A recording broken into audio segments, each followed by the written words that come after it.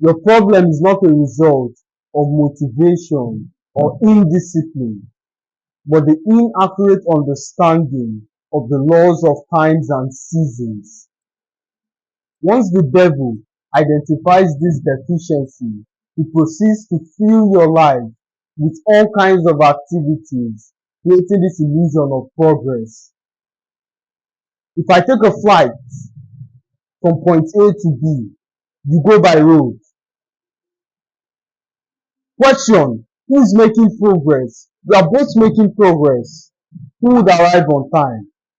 Exactly. So you must understand time. Time is a very important factor as touching life and destiny. Let me quickly introduce two concepts associated with time: chronos and kairos. Chronos means the passage of time, the quantitative passage of time in minutes, seconds, your day-to-day activities. That's what chronos means. While kairos is a defining moment, a moment that would have a prolonged impact as touching your life and destiny. For instance, a medical student who is at his final year, usually they are encouraged to study hard, pray, fast. But on that final year, he knows that it's a defining moment for his life as touching his destiny, his career. Every single thing is hinged upon that one exam. The skill employed to prepare for that exam would vary across different exams. He would put his leg inside water to drive sleep. He would pray, he would fast, perhaps develop a relationship with God for the first time. Every single thing to make sure he doesn't just pass that exam, but with flying colors. Over here in Nigeria, there's something called Junior WAEC and Senior WAEC. The way students prepare for those exams, there are usually all kinds of study groups, some kind of chains of relationship formed solely for that goal, solely for that desire. And when you see your kid up by 2 a.m. stretching himself beyond the usual capacity, you don't say you're working too hard. You only encourage him, you don't stop him. So these are kairos moments, moments that has a prolonged impact as touching your life and destiny. Kairos moments. And in a man's life, you might not have more than 6 of these moments. In fact, every single great person can trace to his life where there are defining moments, where there are moments that define the entire possibility of their life. However, kairos does not happen every single day. Chronos is what happens daily. So you use your chronos to prepare for your kairos.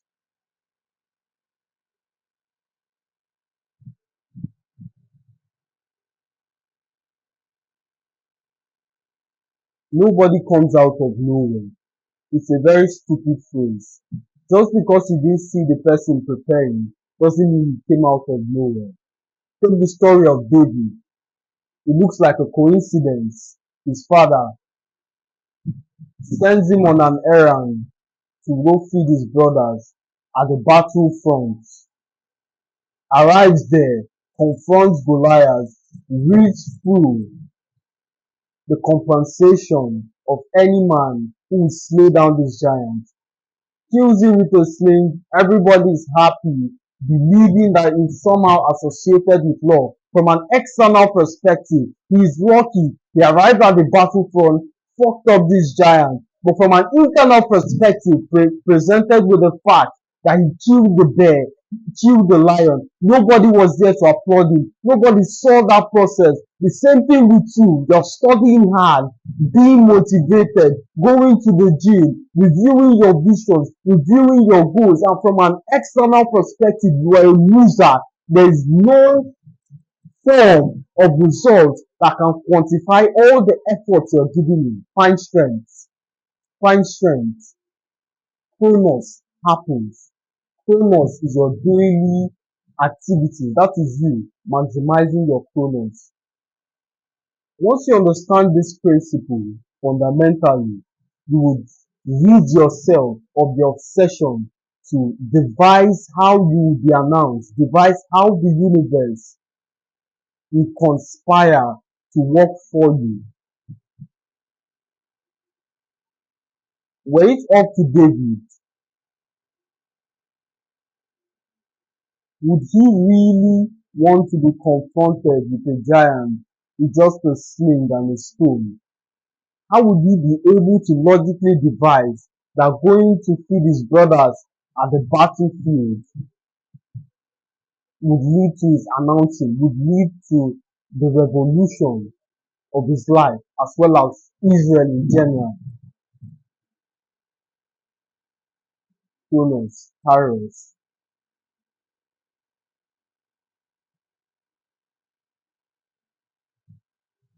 Every single one of you should understand seasons and time.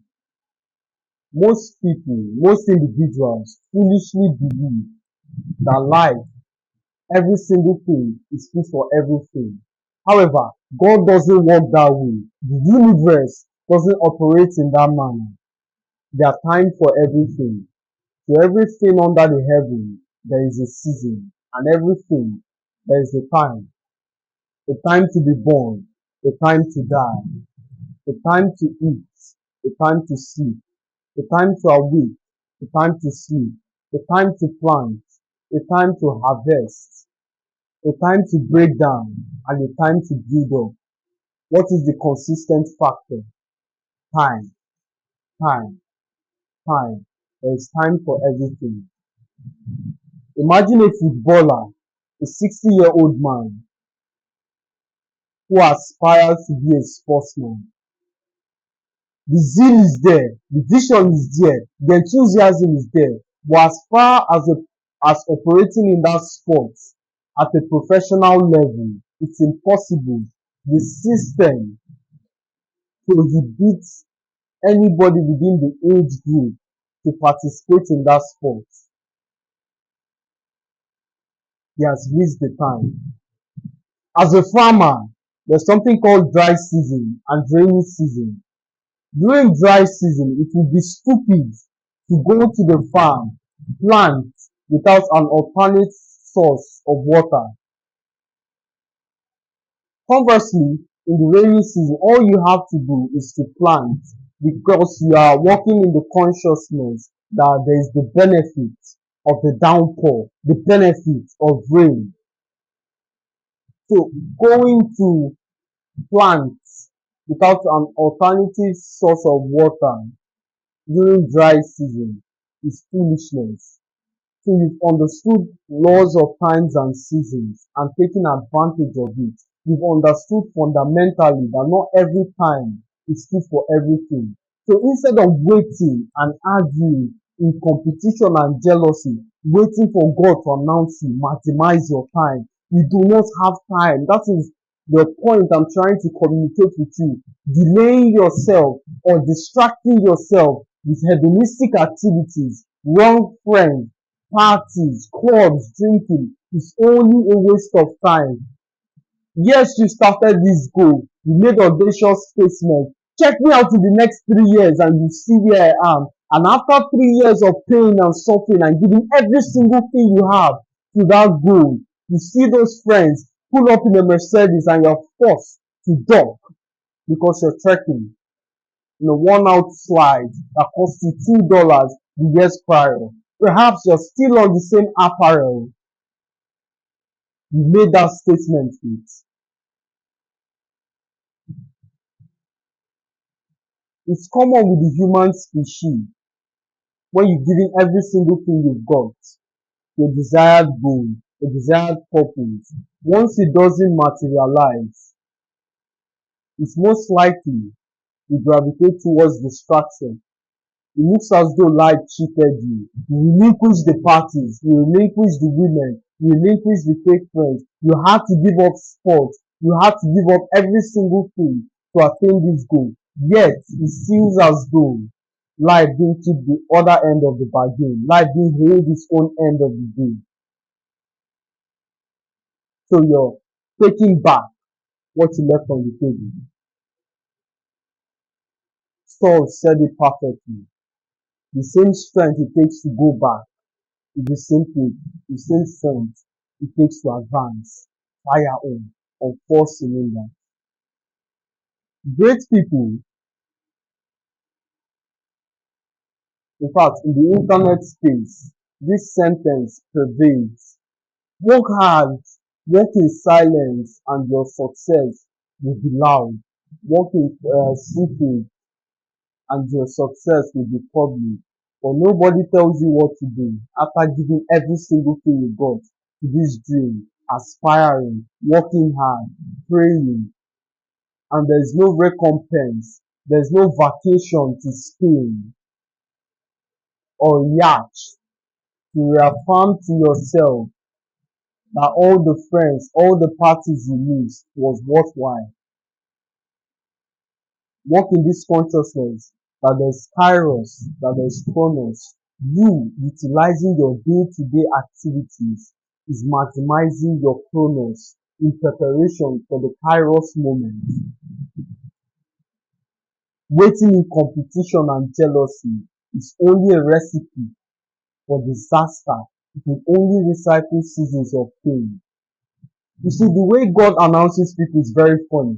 For instance, you're a race car driver, and after years of dedication to the craft, an idol you aspire to meet, or someone casually asks, my friend, park this car from point A to point B, and you display so much skills, and that becomes the end of pain and suffering. That becomes the beginning of a new career path. To an external eye, that looks like luck. You got lucky. Oh, he asked you to park the car, and that's how you were recognized. Had he not asked you, you would still be poor with me. Fucking stupid. Had you not prepared for that moment, it is inevitable that you get passed on. The only reason you were recognized was because you did every single thing right up until that moment. You prepared every single day leading up to that moment. How many people have been asked to park car? How many people have been given opportunities, yet they miss opportunities, they miss kairos moments unconsciously? Had you been that aspiring race car driver, working with the consciousness, one day I'm going to be a race car driver. I've seen it in my dreams, and you're praying to get that opportunity, yet you're not taking advantage of your day-to-day activities. One day, you're asked to park a car, casually do it, and there's nothing unique about the experience. Alright, thank you, hand me my keys. Unconsciously, you've missed an opportunity translating into millions of dollars. You go back to God in the night and spend extensive hours. Would that prayer be answered? In fact, you are the person who's supposed to be apologizing instead of God.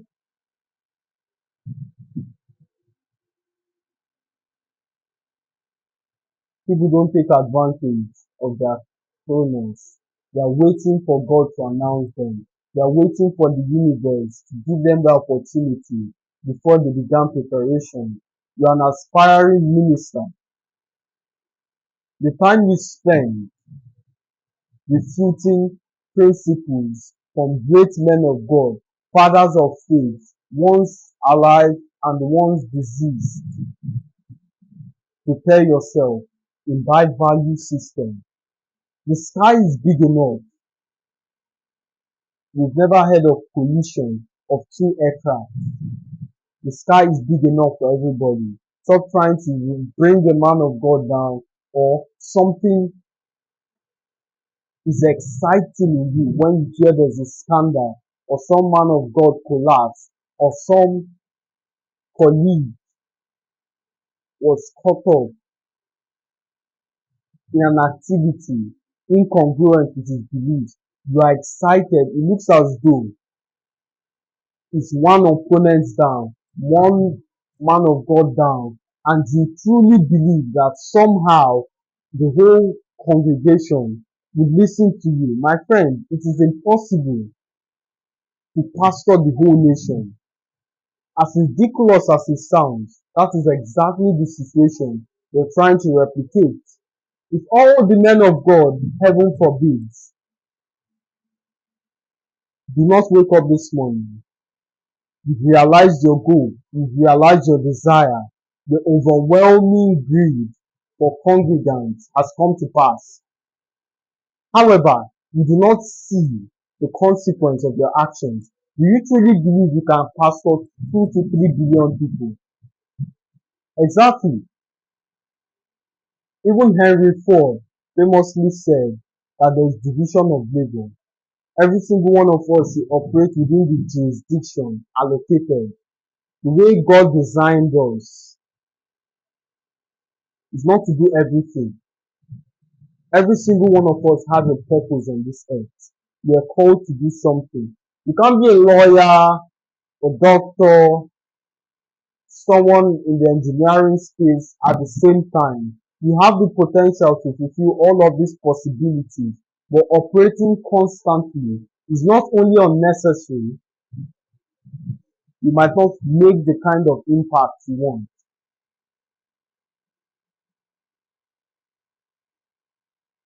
I want every single one of you to pause this video and relive your life.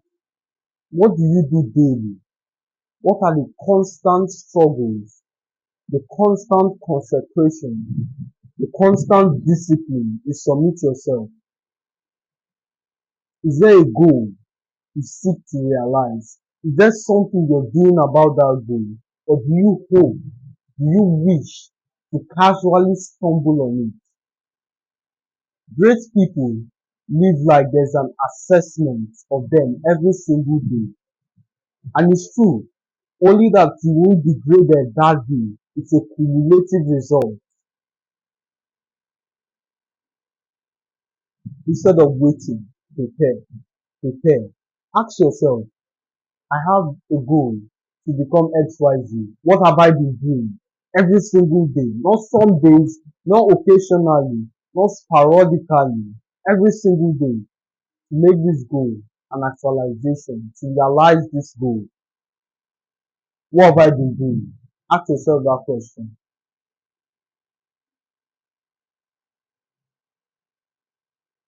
Let me know in the comment section what you've been doing. And now that you've seen, you've wasted your time. I believe by the end of this video, you should have planted a hunger, a desire. It should have given you an understanding of the value of time. Let me know what you think in the comment section. And as always, my friend, pleasure speaking to you. See you next time.